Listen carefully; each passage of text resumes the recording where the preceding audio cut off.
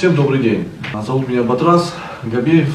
Я полномочный представитель председателя Центрального совета комитета по противодействию коррупции и содействию общественной безопасности по Российской Федерации. Сегодня мы находимся в Северной Осетии с моими коллегами и по поводу случая, то, что случилось в Одинцово. Эта трагедия нас всех тронула.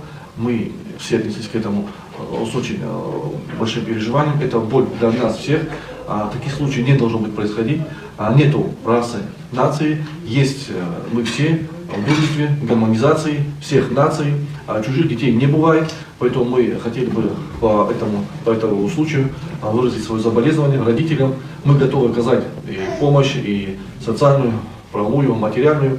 Я Сергей Александрович Самок, начальник управления сохранения наследия казачества. Знаете, когда дети убивают детей, это катастрофа, не просто так катастрофа, это страшное дело.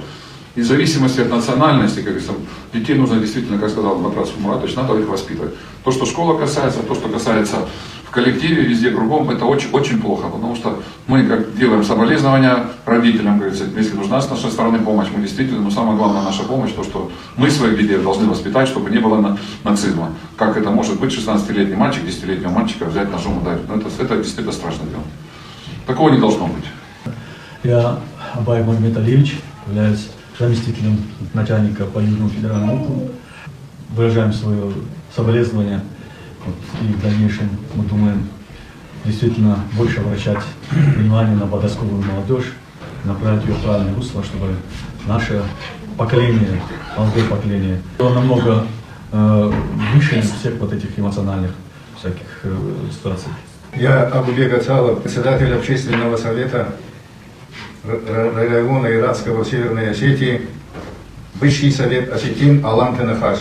То, что я слышал сегодня, это уму непостижимо. Мне очень обидно, мне очень больно сейчас даже говорить.